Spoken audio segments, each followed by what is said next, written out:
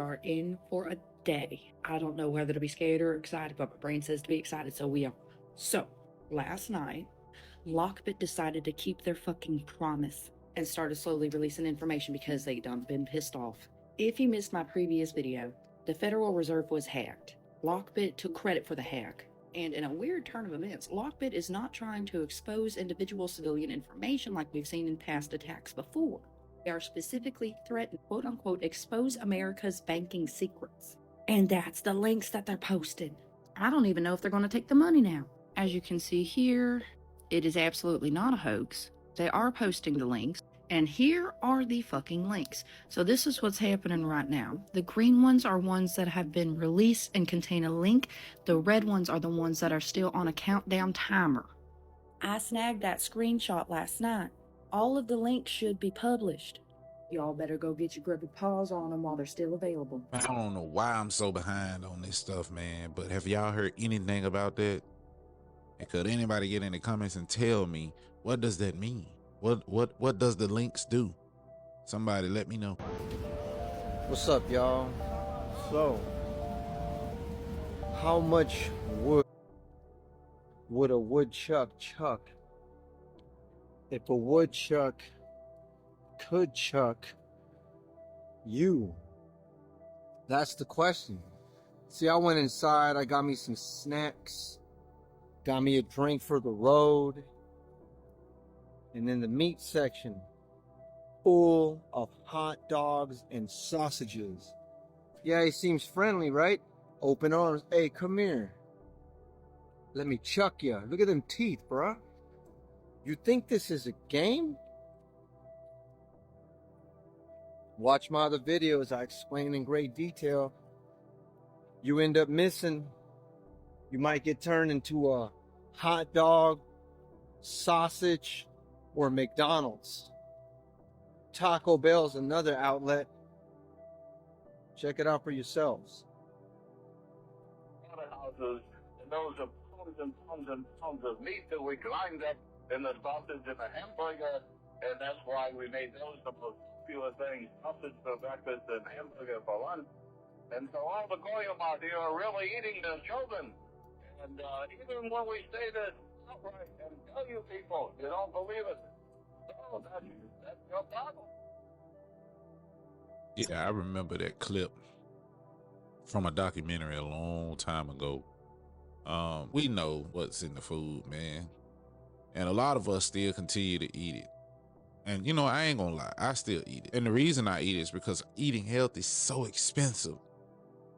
It's hard. And I know a lot of people can attest to that. Now, I definitely put vegetables and fruits in my nutrition just because you need that fiber. But to just eat 100% healthy with no meat at all, it's just super expensive, man. You want to know why it seems like millennials and Gen Z are just the most depressed generations ever? It's because we are. But there's a real reason for that. Millennials and Gen Z are honestly the first two generations to see the bullshit for what it was. And not only that, we're the first two generations to actually speak out against the bullshit. Like me, for example, I'm a millennial. I'm a younger millennial. I was born in 1991, which essentially is just 6 years before Gen Z. We were the generation that were told by our Gen X and Boomer parents that if you go to college, get a degree, you graduate, you get a good job, that's all you gotta do, right? So we said, all right, cool. We went to college, got our degrees, and we started to graduate in the late 2000s and early 2010s, and those degrees didn't mean a damn thing. As a result, we looked at our Boomer and Gen X parents like, why the fuck did you lie to us like that? It's not their fault.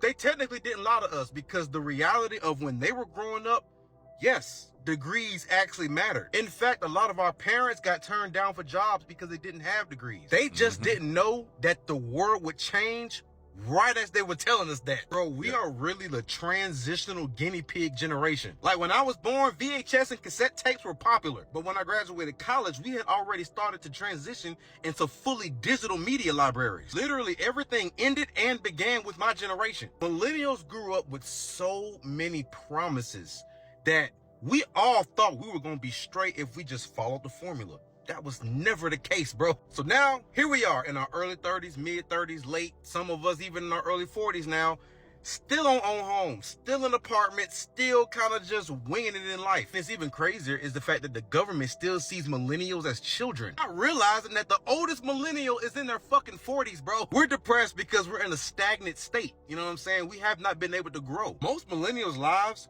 honestly have not changed over the last 10 years. You might make a little more money than you did back in 2014, but your living circumstances and all that kind of shit, most likely, it ain't really changed much. Still living in an apartment, you either got the credit score for a house, but you don't got the income, or you got the income, but you don't got the credit. And then with the interest rates being so crazy, it's honestly cheaper to rent a house than it is to buy one. Not to mention that millennials and Gen Z are the generations that just been bombarded with information for our entire lives. Like, yes, awareness is good, but listen, man, too much of anything is a bad thing. Right, and too much awareness definitely takes a toll on your mental health, man. Like everyday war, genocide, famine, gas prices, interest rates, job market. We know too much. Is overwhelming. Everything's expensive now. When I was in college, I used to go to McDonald's and get a McDouble, a McChicken, a large fry, and a sweet tea for $5.35.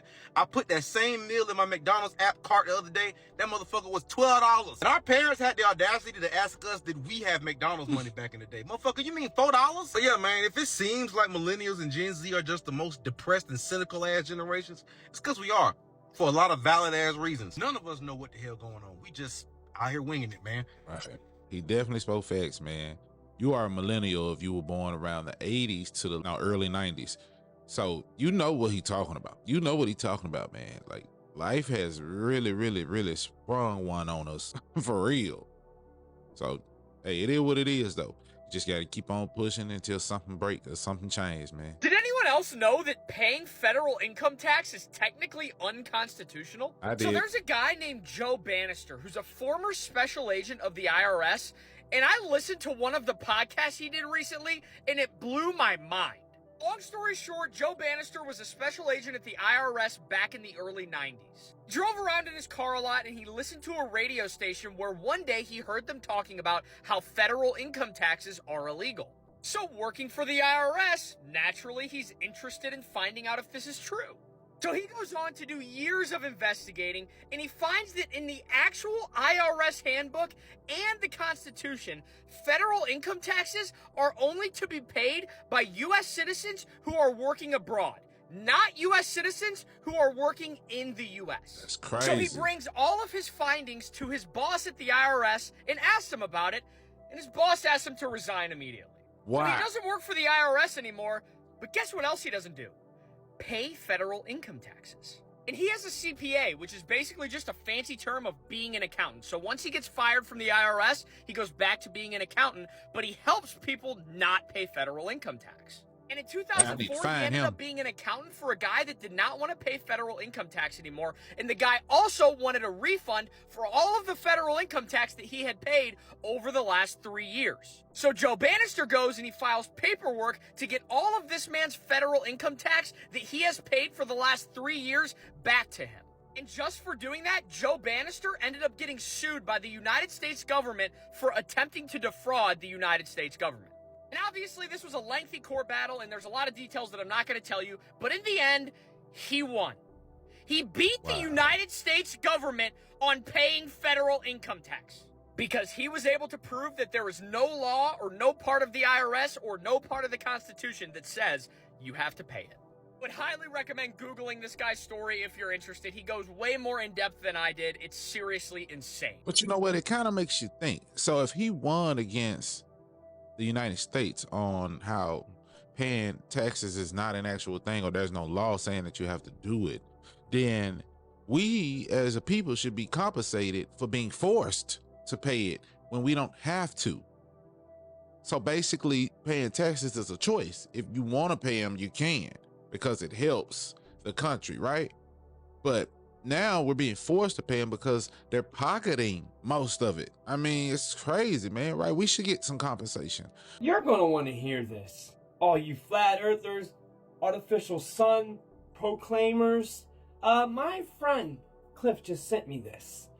And I, of course, did a little bit of more digging into it immediately and started reading. And I just touched the surface, put it that way. I will be reading more into this, and later on down the line I'll give you a more detailed video. But we're just going to read for now. And this is crazy. How many countries have artificial sun? The ITER is a tokamak device that can generate great fusion energy, making the world's largest artificial sun. It was jointly launched by countries and regions including China, the European Union, India, Japan, South Korea, Russia, and the United States. And you guys still think all this geopolitical conflict isn't diversion, huh? Wait till I read you this article. It's going to make you look at these wars a whole lot different and make you focus on why they won Civil War. Especially when you get into robotics and cryptocurrency and your privacy. But let's start with the fusion. Okay, let me say this. The fact that they're trying to mimic the sun is one thing, but we all know that you cannot recreate anything as great as the sun. There's just no way. No way. And plus, even if they did launch this sun, it wouldn't even be big enough to heat the entire world. It doesn't even get as hot. And how would they be able to test how hot it gets without the fusion reactor, because that's what it is, burning up the science lab? How would they be able to test this? Like, come on, man. Those videos about the two suns, you can't believe everything you see, because video editing is real, okay? And there's some good video editors out there. They can edit whatever they want. Just go look up how to edit videos and create a double sun or a double moon and make it look realistic. There's videos out there on how to do it. And that's why you see people who's behind the scenes editing videos. They don't comment on stuff like this because, hell, they might be the one doing the editing and making money off of it. Freelance editors, they're out here. All you got to do is go on Fiverr and pay people to do it. Like, it's real. It's really real. There's a video. I'm gonna look for it and I'm gonna react to it in one of my videos. There's a video where some freelance editors actually created a alien video and posted it. They got it to go viral. And it's a video that we've watched on this channel. So what I'm saying is you can't believe that stuff every time you see it. I know for a fact that no human can recreate an actual sun. It's just impossible. The energy. Let's start with why. Fusion energy companies unite to accelerate commercial power. To power these bots, huh? Listen, what's the intentions? You always gotta think that. Here's the name of that company again. A recent ITER workshop bringing together almost 50 CEOs and senior scientists from private fusion startups suggests that combining the technologies from magnetic and laser fusion experiments could accelerate the development of practical fusion power. Though the field of fusion energy research is dominated by a few major efforts, there are today about 50 privately funded fusion startups in 12 countries that have governed over 5.6 billion in investments. Most of them claim that they will be able to achieve commercial fusion by 2030. 2030, huh? 5 years. Vision 2030. Agenda 2030. Saudi Arabia is now creating something called The Line. Put it together. And while we're all distracted, let me just say this. My baby mom is a skeptic. She thinks I'm fucking crazy. But she says, even her, there's something wrong with that sun. And I said to her today, I said, you know, it's crazy, when I was a kid, you used to be able to look at the sun and you weren't able to look at it. It hurt. I was like, go outside right now and go look at that motherfucker and tell me if it hurts your eyes. What? She's like, that's crazy. I said, you know why? That's not our sun. First of all, when you search on Google, you got to make sure wherever you getting your information from is a credible source, because Google is essential a search engine. It searches based off your question and it finds the closest answer. And the closest answer is from a website with an article written by somebody human. I realize I was talking to your wife. What? I was talking to your wife. If you're anything Nah, like me, he you're didn't say probably that. wondering, what the fuck did Joe Biden just say? Let's try that again. Guided this alliance through one of the most consequential periods in its history. I realize I was talking to your wife. I personally asked you to extend your service. Forgive me. Joe Biden was What? speaking to members of NATO today in Washington, D.C., and he let a few things loose, but this might be the worst. The intention was that Joe Biden would get to stand in front of world leaders and prove that he's cognitively fit to serve as president of the United States. What did he do? Well, he embarrassed us once again. Thanks, Joe. Fucking idiot. This man. Yeah, I ain't got nothing to say. Things are starting to get a little strange out here, friends. This video is for educational purposes only. Do you all remember when this happened? I just don't know how to say that we're on the verge of losing everything and we're still acting like everything is normal. We're still pretending like it's business as usual. We have to stand. Just for the record, I feel like he's a crisis actor too.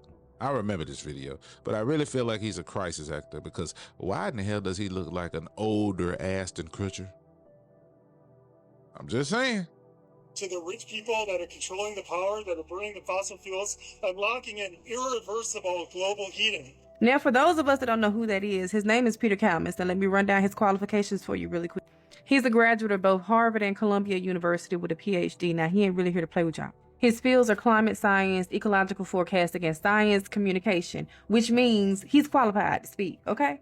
That video is about 2 years old. Here's what he posted on July 2nd this year. Brace yourselves for intensifying, accelerating climate impacts. Y'all want to know what happened on July 2nd? Hurricane Beryl became the first Category 5 hurricane this early in the season on record in history. Y'all want to know why that happened? Okay, good, because I'm about to tell you.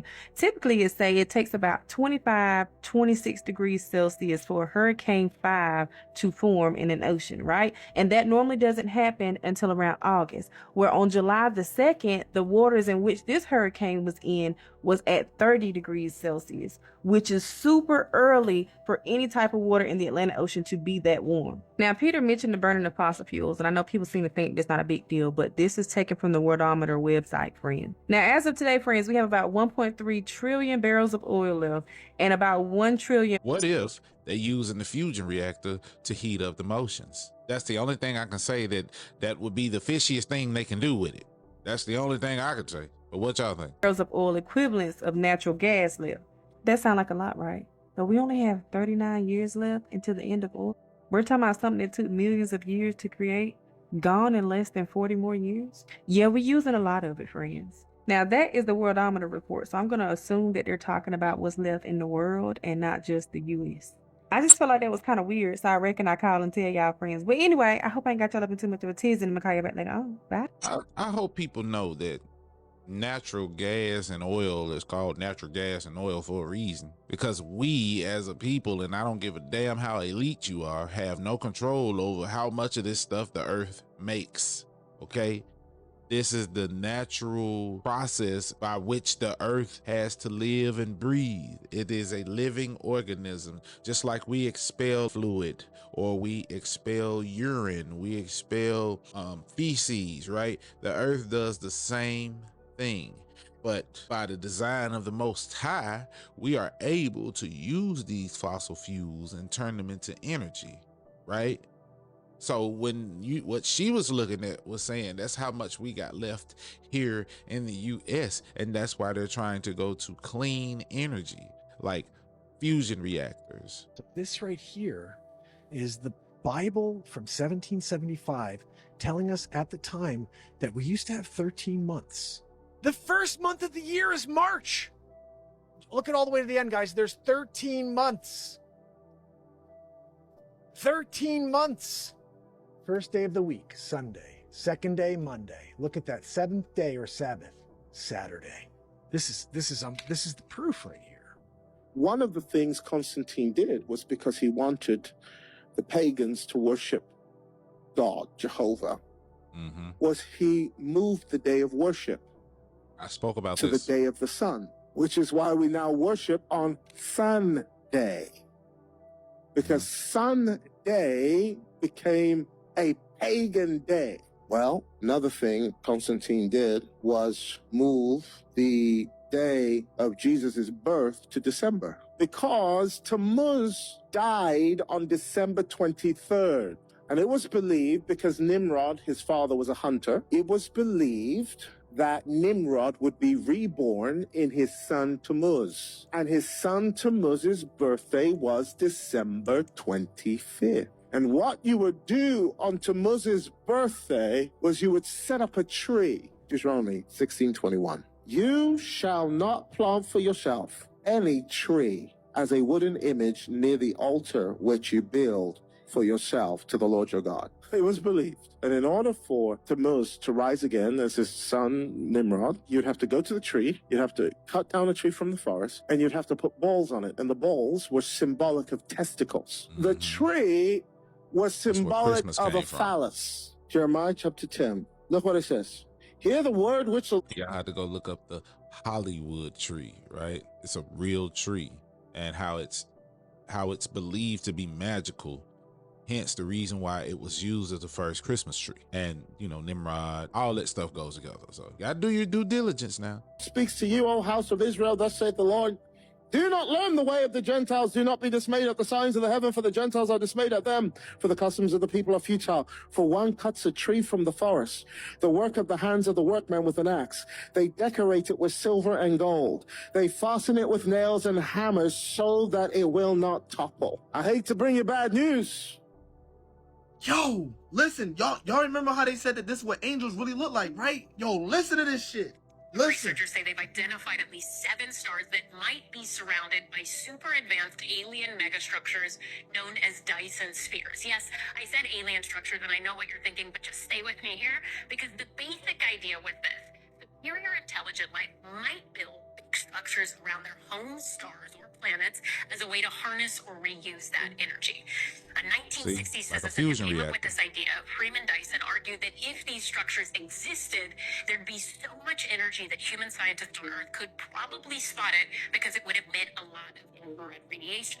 So in this new study, researchers say they found 7 sources glowing in the infrared. Those are their words. But couldn't find an obvious explanation for why these sources are glowing so much, which could mean they're Dyson spheres or something else entirely. And what I'm saying is, what? Space is so crazy. I wish I understood it better. Now let's stop right there, right? This is what a Dyson sphere looked like in the scientific realm. This is what an angel looked like in the religious realm. The real one, too. Tell me they just wasn't describing that, y'all. Real shit. What? Did the impractical jokers really just tell us in plain sight? They done this skit titled Selling Your Soul, where essentially one of the guys was given the option to sell the soul of the shoes or sell his own soul. But it got a little weird after they actually brought up this guy's cousin, who had a full contract ready to be signed. Bring in the notary. So you know my cousin Helen, she's a notary. She brought the contract for you, bud. You're just going to want to read this over real quick. Oh, wow. I, Salvatore Volcano Jr. of Staten Island, do immediately give my eternal soul to James S. Murray of Princeton, New Jersey. Eternal? Yeah, sounds bad, doesn't it? Use of mine own human to certify the deal. Take my soul. Oh, no. You fool. Right next to the lines.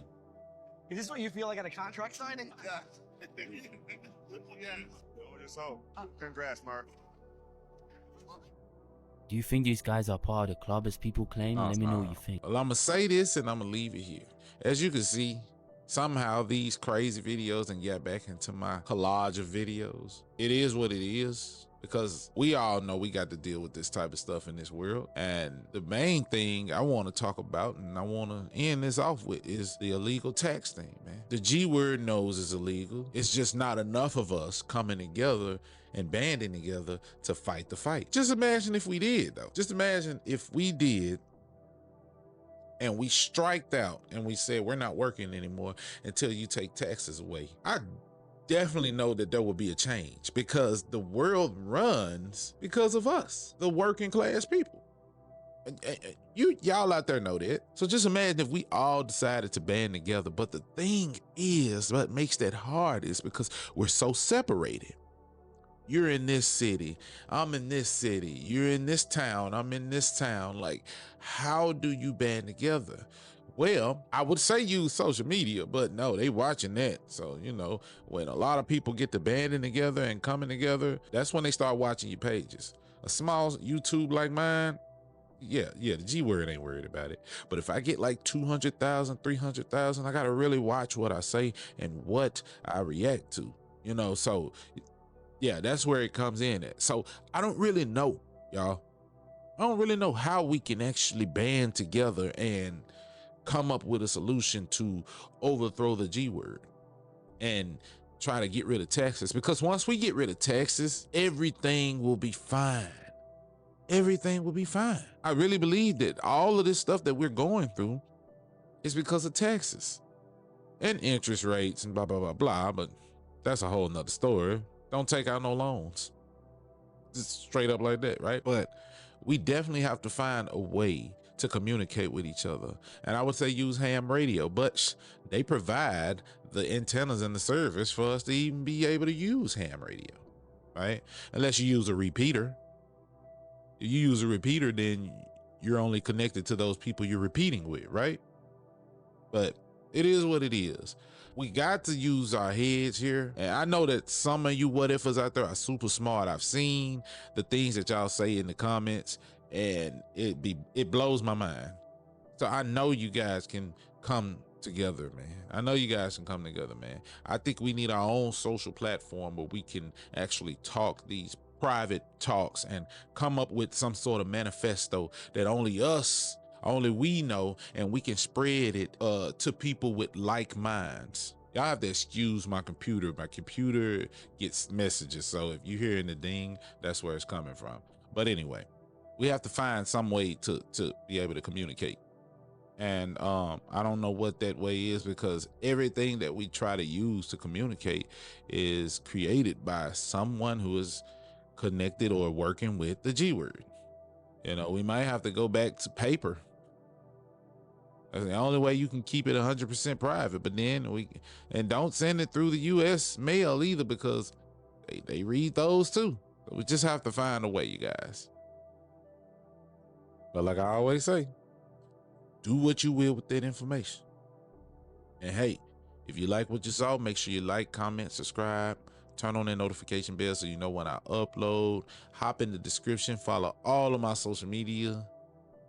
And remember, challenge the argument and not the person.